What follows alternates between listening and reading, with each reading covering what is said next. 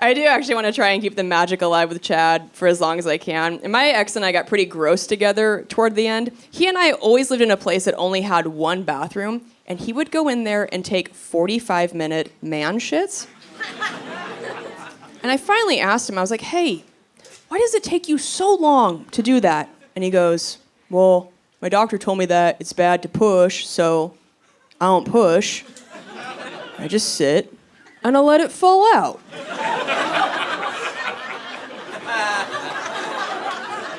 I was like, what are you, a geisha? What are you trying to take these dainty shits for? You're a man. Just grab onto something, fire it out, get the fuck out of there. We can't wait for the stars to align, Mulan. It's Sunday, we got errands to run. Go, get out. So he went in there one day for one of his sessions. And I knew it was going to be a session because I could hear him lock the door, which he always only did for number 2. And I didn't know why. I think I know now. I think you dudes have this poo phobia that while you're sitting there all vulnerable, you're afraid we're going to, like, bust the door down and jump on your lap and start tickling you.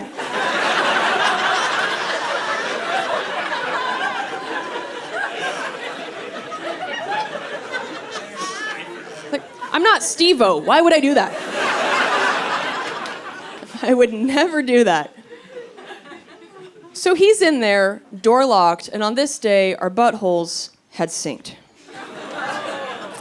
And I was like, oh no. Because I have IBS, so when I gotta go, I gotta go. So I texted him, and I was like, hey, I'm about to shit my pants. Siren emoji.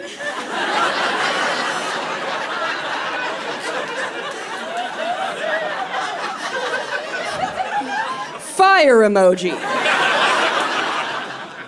Making it crystal clear. He doesn't respond. I can hear his phone get my text, and I hear him just swipe out of it and continue to watch Parks and Rec. I'm like, you motherfucker. So now I realize I do not have access to a toilet, and I've got some demons coming down the chute. I am in apocalypse survival mode. So I start frantically looking around our apartment for a substitute toilet. The first thing I see is the kitchen sink. I know. Right away I was like, too high.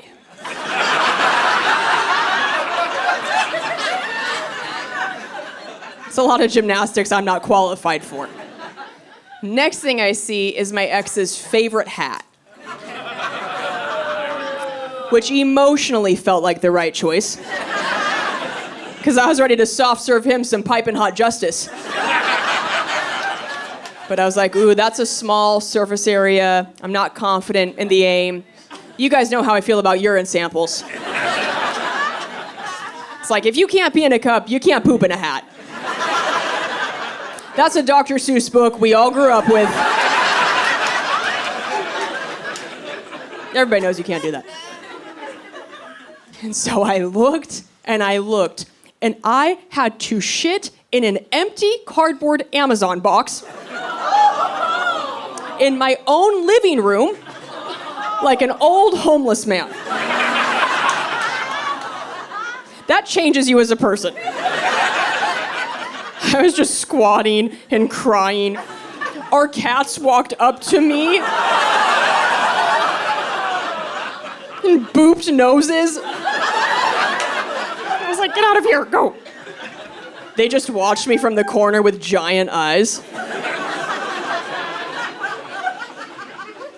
They're just looking at me like, oh, you are one of us. Neat.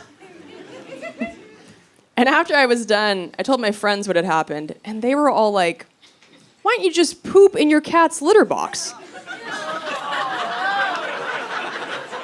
I was like, because I'm not trying to dominate them for the rest of their lives.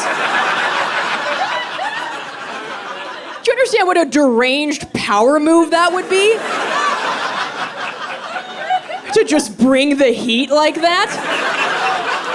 Just dunk on him? That would be like if you shit in your baby's diaper. Your child would be taken from you. There are rules to this life. But I tell you guys this to tell you, I've been trying to hide that version of me far away from Chad. I don't ever want Chad to meet gross Kelsey, right? In warehouses, you know, they have those signs. It's like 32 days since last workplace incident. Well, I have a tiny one in my heart that says 1,842 days since I shit in a box.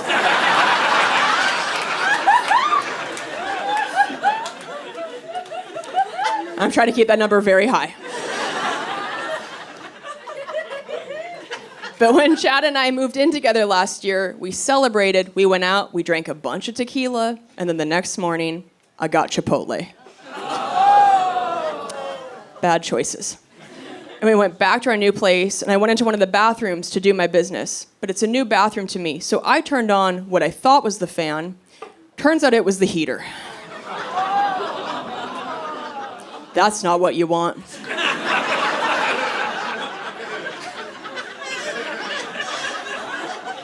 That takes a normal number 2 smell and turns it into a Woodstock 99 porta potty. Immediately. So I'm in there sweating and panicking. I'm like, oh, fuck.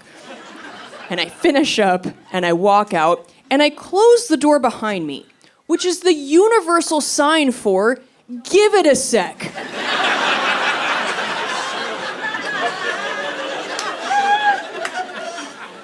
No one needs to go in here for the next 2 to 49 hours. Change your plans, change your route. Chad completely ignores this major sign that I'm throwing up at him. He just blows right by me and walks in there to get a Kleenex. My brain in slow-mo was like, don't go in there. And he came out and I was like,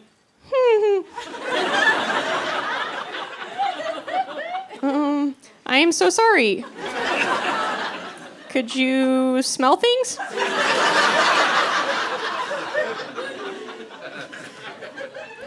And he goes, I couldn't smell anything. You're fine. And I was like, oh, thank God. You might want to take a COVID test.